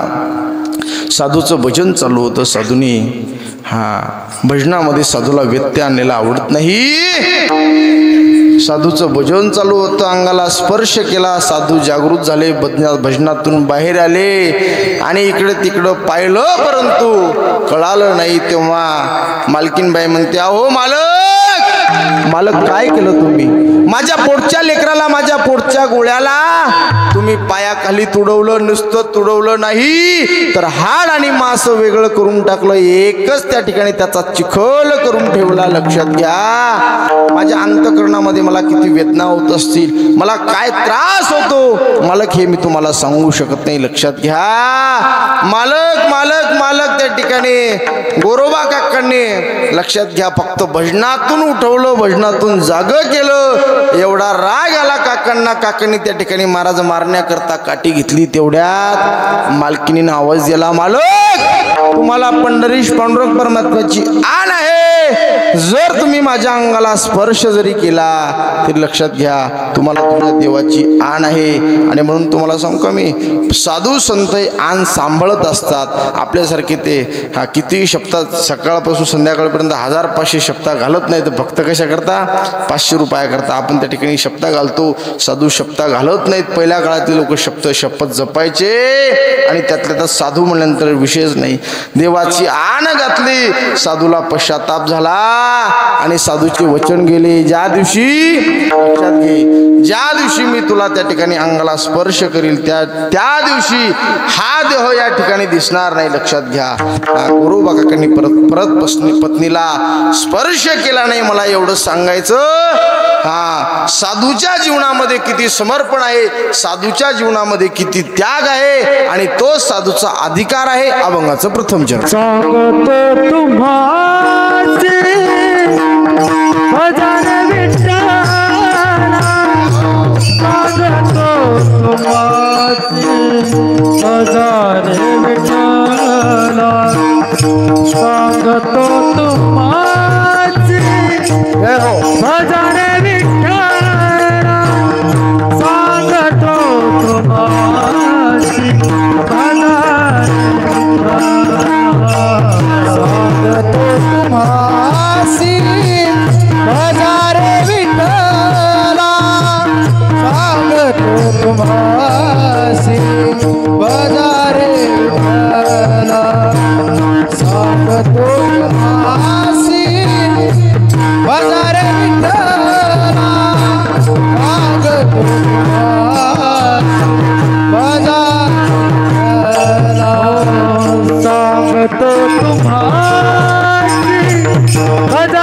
विठ्ठला, सांगतो तुम्हासी भजारे विठ्ठला, सांगतो तुम्हासी भजारे विठ्ठला, सांगतो तुम्हासी भजारे विठ्ठला, सांगतो तुम्हासी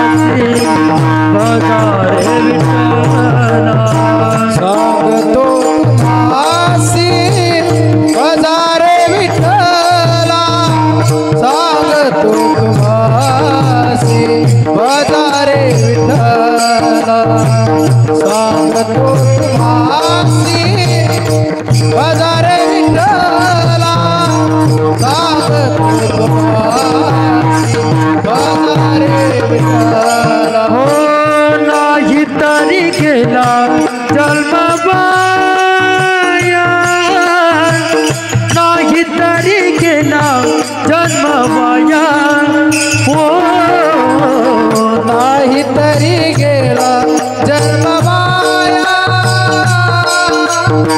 नाही तरी गेला जन्म वाया, नाही तरी गेला जन्म वाया, नाही तरी गेला जन्म वाया, करिता भरवारी दुरावते दोरी, करिता भरवारी दुरावते दोरी, करिता भरवारी दुरावते दोरी, करिता भरवारी दुरावते दोरी.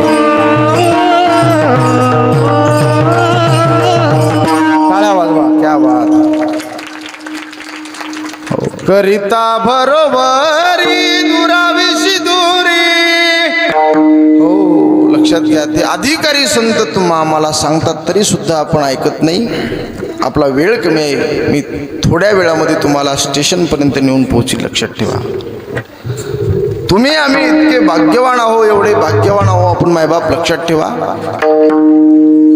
की आपल्याला एवढे भाग्यवान आपण आहोत की आपल्याला पहिलं जर भाग्य आपलं पाहायचं झालं तर पहिलं भाग्य असं आहे की आपण या भारतासारख्या महान आणि पवित्र देशामध्ये जन्माला आलो. लक्षात घ्या, हे आपलं पहिलं भाग्य आहे. कारण या भारताचं वर्णन जर आपण केलं तर पवित्र ते कुळ पावन तो देश, जेथे हरीचे दास जन्म घेती.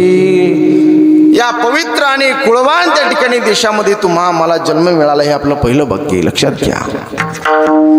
भरतखंडेनर देह प्राप्ती हे तव परम भाग्याची संपत्ती. दुसरं भाग्य असं आहे आपलं की भारतामधून आपण महाराष्ट्रासारख्या राज्यामध्ये जन्माला आलो. लक्षात घ्या, काय महाराष्ट्र आहे, काय भाग्य आहे, लक्षात घ्या. अरे भारतासारखा देश नाही म्हणून आपण भारत देशाला भारत माता म्हणतो. लक्षात घ्या, अमेरिका माता कधी म्हणणार नाही, चीन मावशी कधी म्हणणार नाही, लंडन आत्या कधी म्हणते का कुणी, आफ्रिका दाजी होते असं नाही होत, पण भारत माता म्हणतात. लक्षात घ्या, कारण या भारत मातेसारखी पवित्र त्या ठिकाणी भूमी नाही. म्हणून या भारतामध्ये जन्माला आलो, हे आपलं पहिलं भाग्य आहे. लक्षात घ्या. दुसरं भाग्य असं आहे, पद्माकर महाराज, आपण महाराष्ट्रासारख्या राज्यामध्ये जन्माला आलो. बरोबर, मला एक सांगा, तुम्ही आपल्या भारतामध्ये किती राज्य आहेत? पटकन सांगा, फक्त वेळ कमी आहे. तुम्ही नका सांगू, मी पोराला विचारलं, पोरीला नाही विचारलं. यायला सबसिडी तुम्हाला सध्या म्हणजे बचत गट, तुम्हाला सध्या भरपूर पेमेंट चालू आहे. आपलं एकनाथ शिंदेचं नाही का, लेकराला विचार कोणती स्कीम नाही सध्या. सांगा पटकन, किती राज्य आहेत भारतामध्ये? आम्हाला आमच्या गावाचा तालुकाच माहीत नाही. हो, कठीण आहे. किती राज्य आहेत सांगा पटकन. 28. कोण सांगितलं रे? क्या बात आहे, वाजवा टाळ्या त्याच्याकडे. हो, लक्षात घ्या. तुम्हाला एक सांगू का, मी इथं असलेलं लेकरू कधीच वाया जाणार नाही. कारण ही गादी आणि हे स्टेज असं आहे महाराज. बघा, ते वारकरी लेकरू हे ड्रेस घातलेला आहे. या 2-4 लेकरांना सांगता आलं नाही. 28 राज्य आहेत, लक्षात घ्या. परंतु तुम्हाला सांगतो, बाकीच्या राज्यामध्ये अहो आज आपल्या धर्माची शोकांतिका आहे माऊली महाराज. छोटे छोटे मुलं कीर्तनाला असतात, परंतु लक्षात घ्या, एखाद्या दुसऱ्या धर्माच्या लोकांना, मुलांना जर विचारलं तुमचा धर्मग्रंथ कोणता आहे, तुमचं काम काय आहे, तुमचं कार्य काय आहे, तर ते लगेच उत्तर देतं, जा मुसलमानांकडे, जा ख्रिश्चन धर्माकडे. पण आपल्या लेकरांना जर विचारलं काय आपला धर्मग्रंथ कोणता आहे, सांगू शकता का तुम्ही? कोणता आहे? नाही सांगू शकत आपण. ही शोकांतिका आहे आपल्या धर्माची. लक्षात घ्या. कीर्तन ऐकत असताना उगं फक्त महाराजाच्या चुका काढत जाऊ नका. मी नेहमी सांगत असतो, ज्याच्या गळ्यात माळ नाही त्यांना अजिबात भजनाला बोलायचं नाही, आगावपणा करायचा नाही. घरी बायकोच्या हातून लवकर दे ना, आमच्यावर वजन हाणू नको. लक्षात घे. हां, ज्याच्या गळ्यात माळ आहे त्यांना सांगायचं, ज्याला कीर्तन येते त्यांनाच सांगायचं, भरत महाराज तुमचं कीर्तन चुकलं.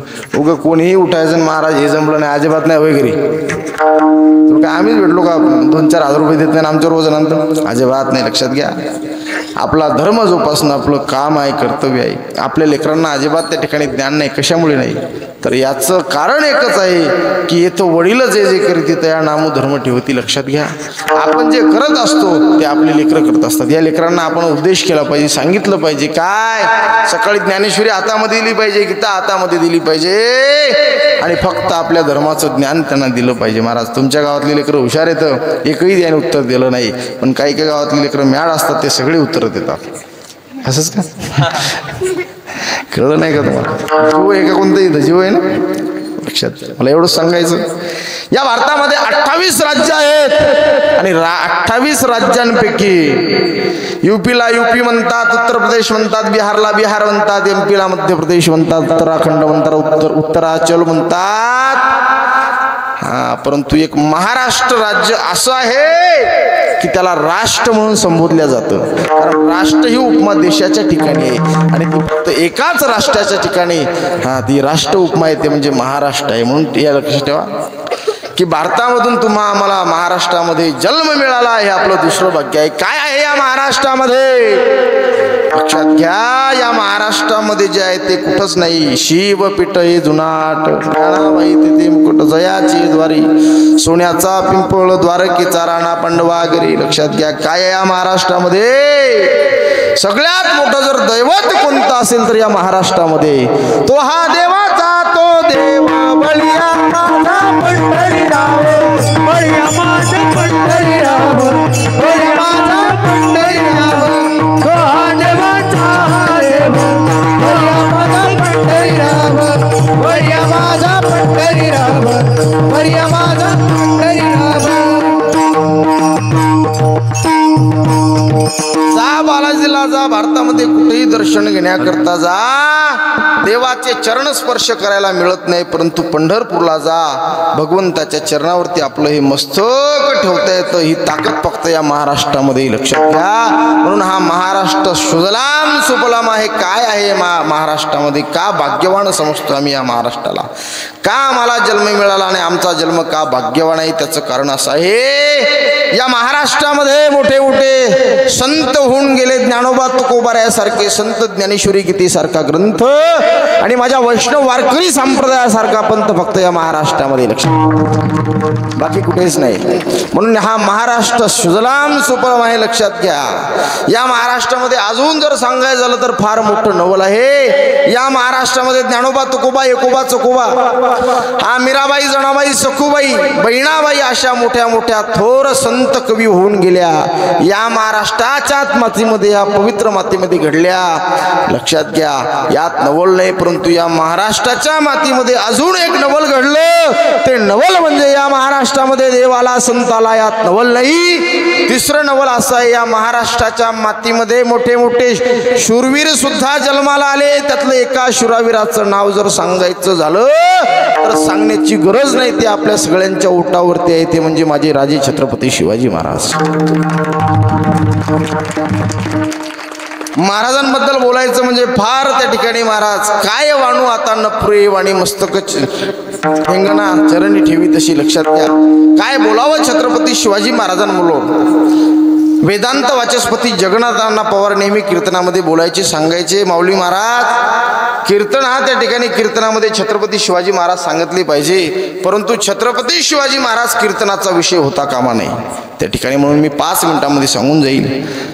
शिवाजी महाराजांबद्दल काय बोलावं महाराज. आज या धर्ममंडपामध्ये तुम्ही आम्ही बसला आहात, मी कीर्तन करत आहे, तुम्ही कीर्तन ऐकत आहात. हे जर उपकार कुणाचे असतील तर माझ्या छत्रपती शिवाजी महाराजांचे आहेत लक्षात ठेवा. याच्या जवळ गेलं की माझे शब्द अडकायले, माग आले की बरं वाटेल. काहीतरी मिस्टेक आहे, पण आता जाऊ द्या, जे आहे ते बरं आहे. या धर्ममंडपामध्ये तुम्ही आम्ही बसलो आहोत, मी सांगत आहे, मी बोलत आहे, उपकार छत्रपती शिवाजी महाराजांची लक्षात ठेवा. नाही तर दिल्लीच्या तख्तावर जावं लागलं असतं आणि विचारावं लागलं असतं, जहापना प्रतापपुर में सप्ताह का आयोजन किया है, हमें सप्ताह करना है, आज भरत महाराज जाधव का कीर्तन है और आपकी अनुमती चाहिए. त्यांनी सांगितलं असतं क्या रहता है कीर्तन, आपल्याला सांगावं लागलं असतं. एक बुआ पांढरे कपडे नेस के आता है और कस के कंबर आवड़ता है, और एक नाल बजाता है, 2 फुंगी बजाते हैं, एक गिटार बजाता है और कुछ लोग यहाँ करते हैं. ते म्हणलं असतं हे चालणार नाही. ये क्या लगा रखा है तुमने, ये महाराष्ट्र हमारा, ये भारत हमारा, ये चलता नहीं, ये चलेगा नाही. कीर्तन करू दिलं नसतं, परंतु माझ्या राजाने उपकार करून ठेवले तुमच्या आमच्यावरती. लक्षात घ्या, उपकार करून ठेवले की तुम्हा आम्हाला या स्वराज्याची स्थापना करून दिली. लक्षात घ्या. म्हणून मी नेहमी सांगत असतो, अरे धर्माच्या संबंधात बोलायचं झालं तर अख्खं कीर्तन विसरून जा, परंतु 2 वाक्य चित्त देऊन ऐका. इथं बसलेल्या तरुण मुलांनो लक्षात घ्या, 2 वाक्य लक्षात घ्या. लक्ष्मी सारख्या आईच्या डोळ्यात पाणी येईल असं कधी वागू नका. लक्ष्मी सारख्या आईच्या डोळ्यात पाणी येईल असं कधी वागू नका.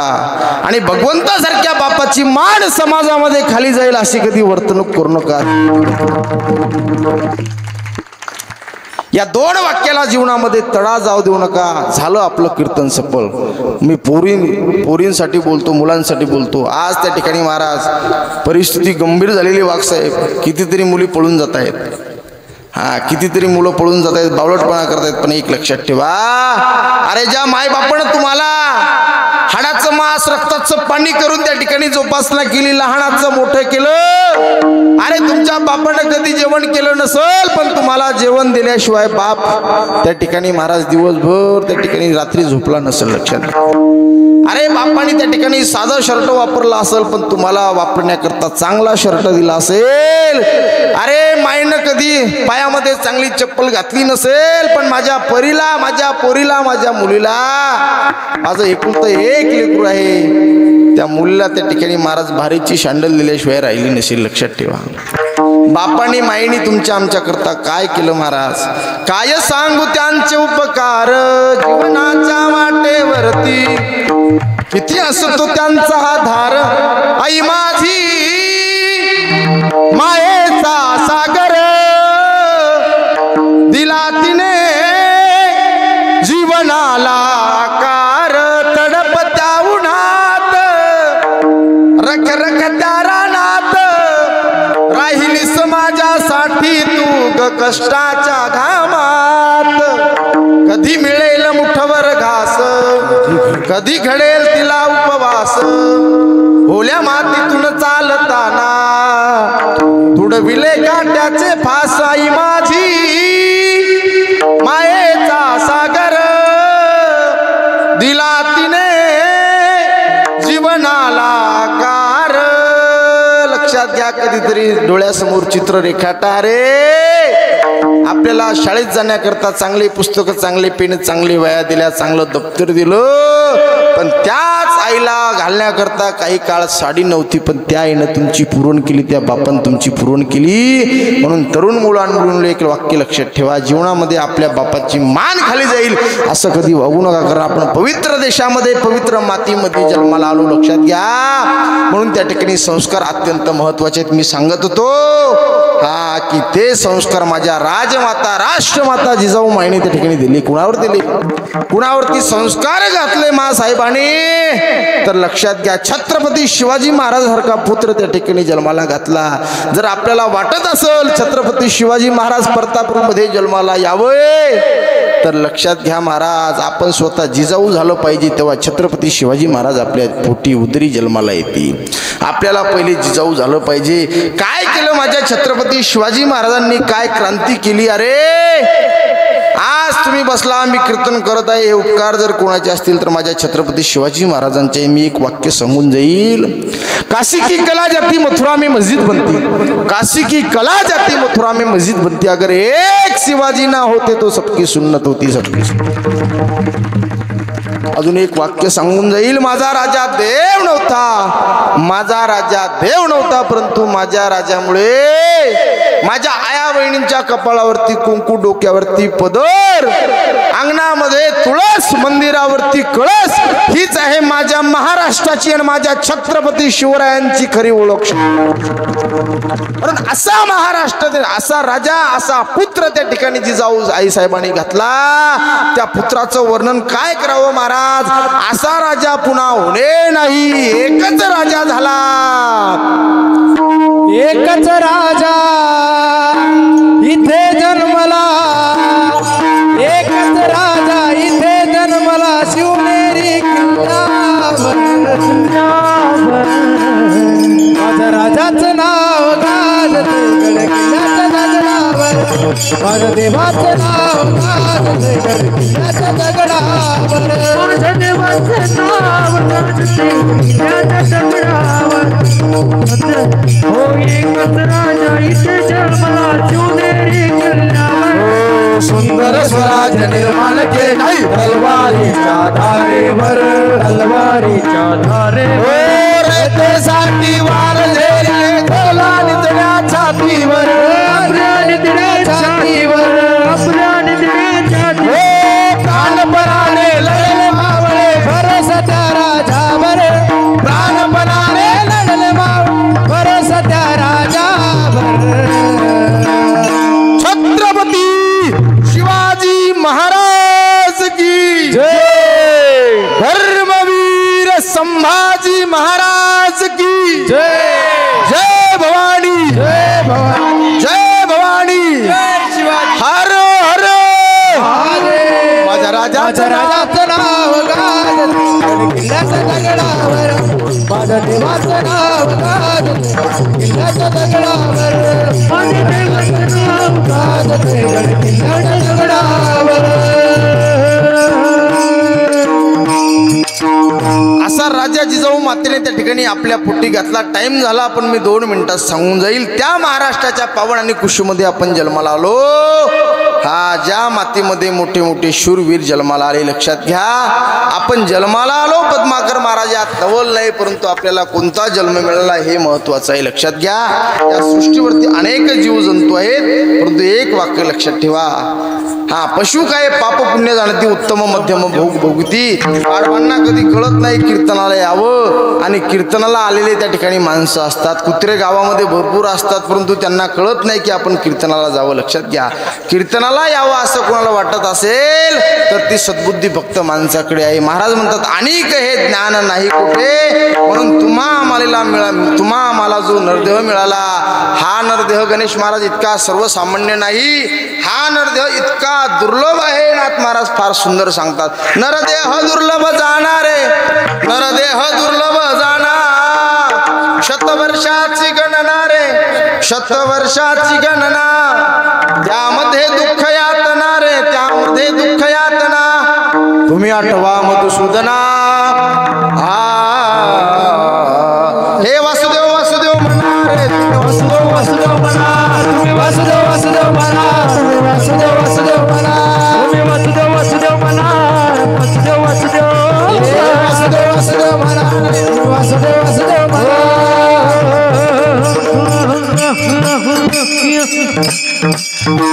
का गट्याळी न्याय मिळाला, हा देह न घडो उपाय घडे आले.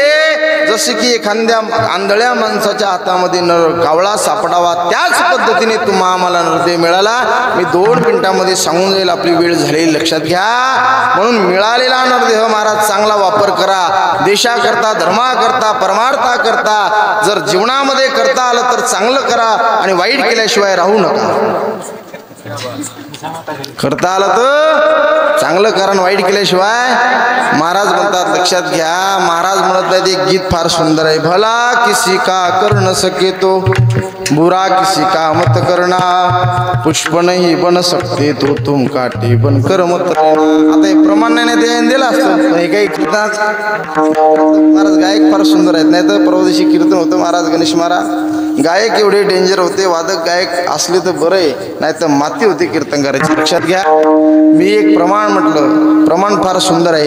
कोणी केली बाळा दुधाची उत्पत्ती, कोणी केली बाळा दुधाची उत्पत्ती, भजने हुशार होते ते म्हणे, कोणी केली महाराज दुधाची उत्पत्ती, कोणी केली बाळा दुधाची उत्पत्ती. त्याला वाटलं दुधापासून उत्पत्ती निर्माण सुरू केली, कारण आमची आता वारकरी अगरबत्ती सुरू झाली ना, असं वाटलं दुधापासून सुद्धा अगरबत्ती. दुसरं प्रमाण म्हणलं, एका जनार्दनी घोडो त्यांचा संग, भजनेमध्ये एका जनार्दनी घोड यायचा संग.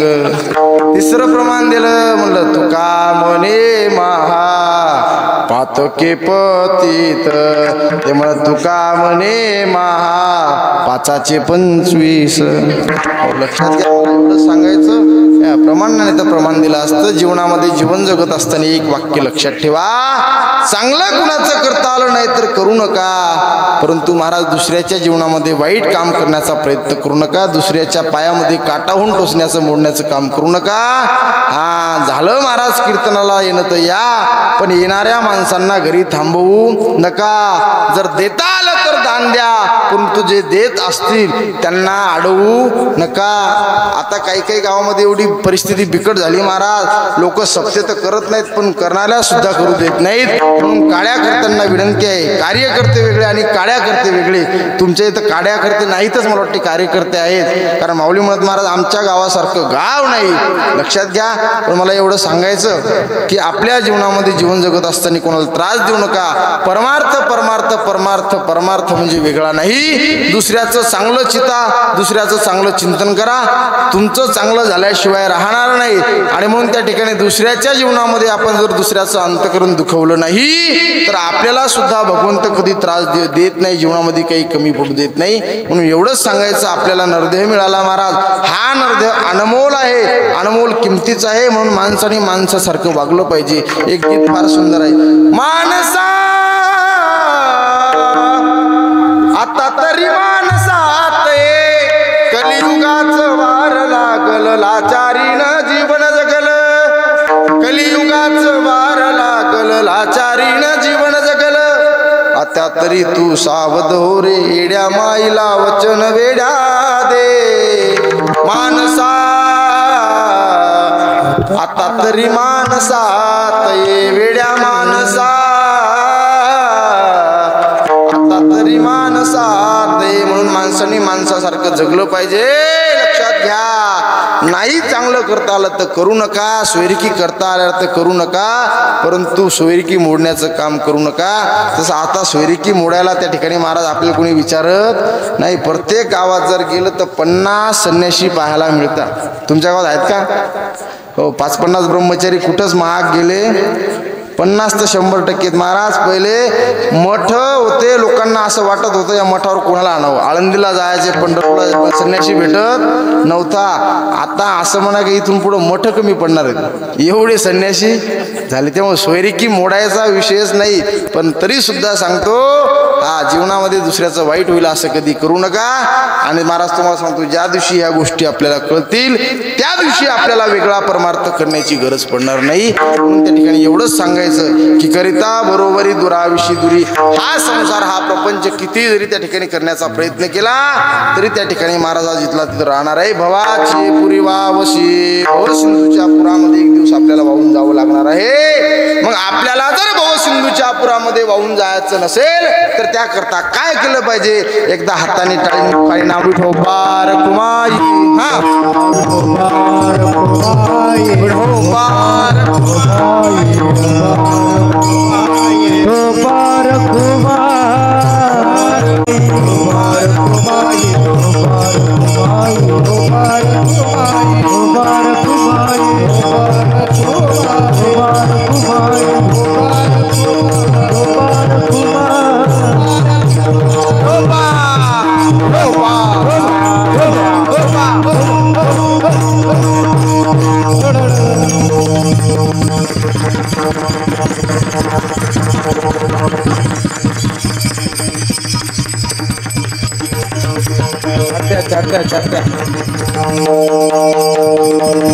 वाह वाह जय हो.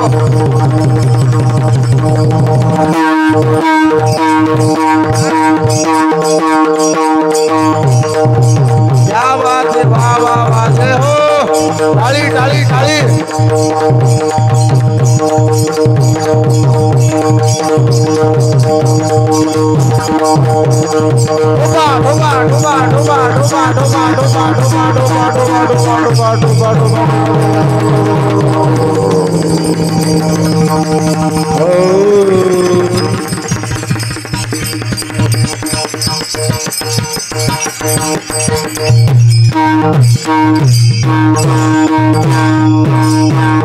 वाजवा एकदा टाळी.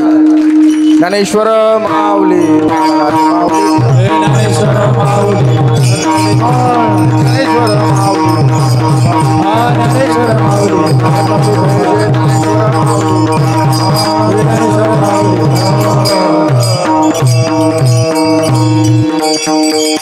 सांगतो तुम्हाशी भजारे विठ्ठला, नाही तरी गेला जन्म वाया. करिता बरोबरी दुराविशी दुरी. भवाची पुरी वावशी. काही न लगे एक भावाची कारण तुका म्हणे आण विठोबाची. करिता बरोबरी दुराविशी दुरी. भवाची पुरी वावशी. आता मग काही बोलण्याच्या मुखामध्ये जर काही माझ्या वाणीतून वेडा वाकडा शब्द गेला असेल तर त्या ठिकाणी तो माझ्या बुद्धीचा दोष, माझ्या वाणीचा दोष म्हणून त्या ठिकाणी मला परत करावा. हा अभंग असाच असेल, हा अभंग असाच आहे, परंतु याचा अर्थ असाच असेल असं मी सांगू शकत नाही. माझ्या वेड्या वाकड्या बुद्धीने मला जसं सुचवलं, जशी संतांची कृपा झाली तसं बोलण्याचा प्रयत्न केला. ज्यांनी मला इथं बोलवलं त्यांची त्या ठिकाणी हा मनस्वी आभार मानतो. आमची माऊली असतील, माऊलींची ते आमचे वाघसाहेब असतील, आमचे या मंडळाचे अध्यक्ष असतील, आमचे धावटेकर मामा.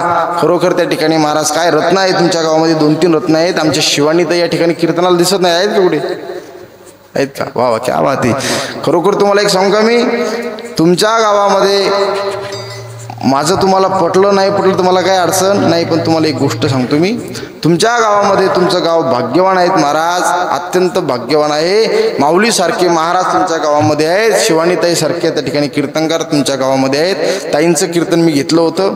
हा लोकमत महाराज यांचं आम्हाला त्या ठिकाणी परत त्या ठिकाणी तुम्ही कीर्तन द्या.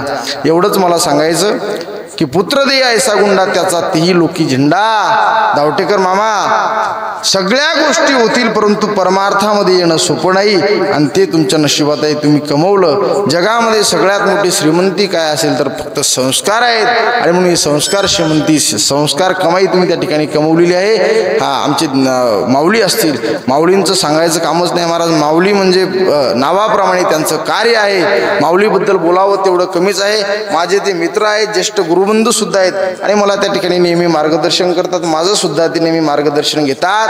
वयाने माझ्यापेक्षा लहान असले तरी ज्ञानाने आणि बुद्धीने महान आहेत. आमची या